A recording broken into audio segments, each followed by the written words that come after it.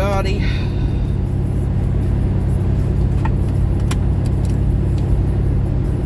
Just kind of wanted to do an end of the year kind of little update. You know, this year has been quite the battle, but at the end of the day, it has been prosperous. Anything you do and that you want to do and do it correctly, it's not going to be easy. It's going to be hard, and you got to put forth the effort to get what you want out of it. So with that being said, if you want recovery in your life and you want new things, you're going to have to work for it. And I'm thankful every day that God has truly worked in my favor and blessed me beyond measure. Very, very thankful for that. But you got to put in the work. You got to put in the time. Everything is not all bonbons and cherries. Trust me. But I'm super, super thankful. We're up to 210 subscribers on YouTube. We're up to like 500 and something on Facebook. Hopefully next year I'll be a little bit more dedicated to making videos. Just have been trying to live life this year. And a lot of folks, they don't understand that. Life gets in the way sometimes, and I'll be really honest with you. I love making content. What I don't like is people that think they know situations when they know nothing. If you don't know the whole story, and if you don't have receipts, such as screenshots, whatever it may be, then, it's really hard, when that comes into perspective. But anywho, just trying to keep on keeping on, and remember with the last day of 2024, that 2025 can be anything you want it to be. It can be a year full of bad. It can be a year full of good.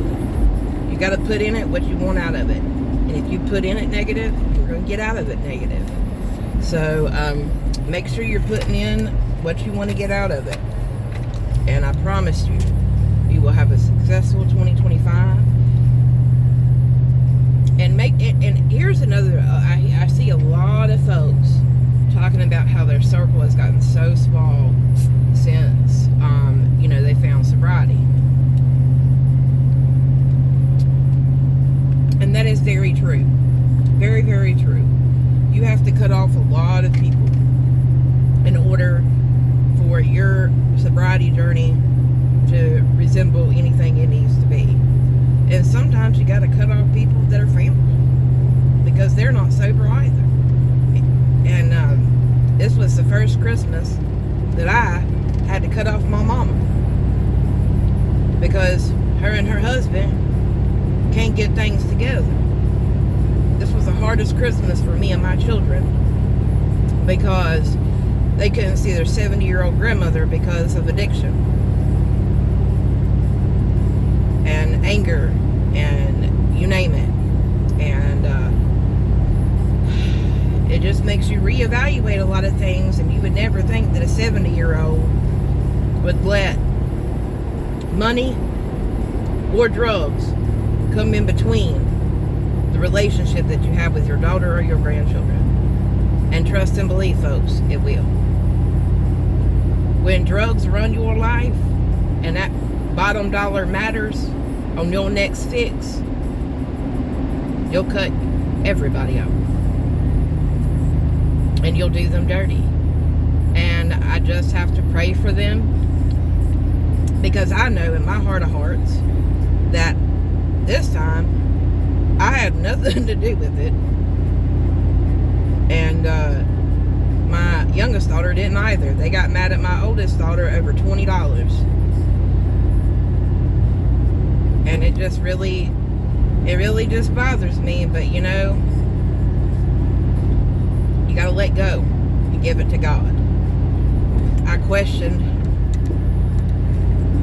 that so much over Christmas, but I didn't let it ruin my sobriety or my children's Christmas.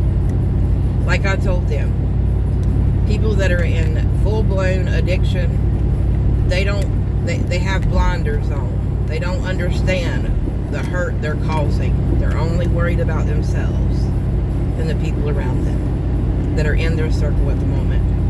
And my mom's circle will fall. And when it does, like I told her in a text, I said, you better understand that, Mom, you're 70 years old. And to treat family, your last blood relatives, the way she did this past Christmas, she better hope that the forgiveness button hits one of us if she doesn't have anybody to take care of her. And I don't mean that sarcastically, but the level of hurt that came out of my mother's mouth. Well, and too, folks, you have to understand, this is the same person that let me leave at the age of 14. I left home when I was 14 years old. I'm 42. So she didn't care that I left when I was 14.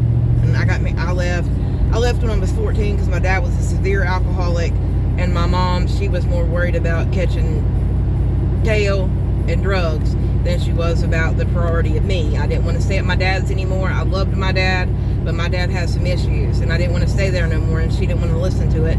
So I left. I left and moved in with a family and got married when I was 17, like a dummy. But it was my own, and I hate to say this, it was my way out. It was my way out. I've learned a lot of things the hard way. I've been on my own. I have no brothers. I have no sisters.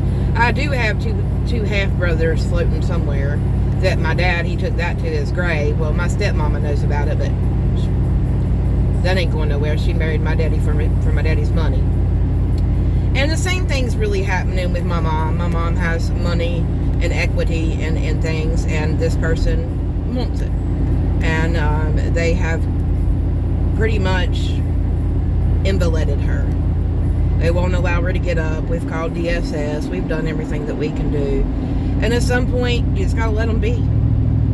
And I've chosen peace, and I really hate it. But I've got to do for my own family and for my children. And if that means cutting people off and teaching my children that you don't necessarily, we can love somebody, but we don't have to, we can have boundaries. And you have to have healthy boundaries in recovery. You have to have healthy boundaries in life in general.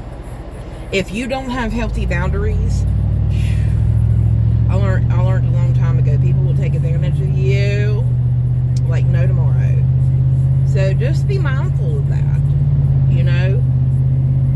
But I'm looking to 2025 and knocking down some doors and hopefully maybe getting some permanent teeth. I have, I'm sure y'all can see, I had all my teeth pulled 2 years ago, just between kids and, you know, my mouth, just, my teeth were bad. And so I had them pulled, and I can't wear my dentures. So it is my ultimate goal to get perms put in, saving up for that. But, you know, I just live life and love life and love people and try to help people. If anybody needs a place to go, I know of a couple rehabs, a couple places, they're faith-based. But if anybody needs help, remember, you can always reach out to me. My inbox is always open. Ray of Hope of Happiness on Facebook. I'll always try to answer anybody that messages there. So if you are needing help this holiday season, please, please, please, please reach out. Because I promise you, recovery is so worth it. It opens up so many doors. Well, I'm going to get off here. I'm about here at the parts store. Got to get some parts. But, and it sure is foggy. It's like pea soup back here. Well, anywho, I love y'all guys so big, so much. And remember that you matter always. Bye, guys.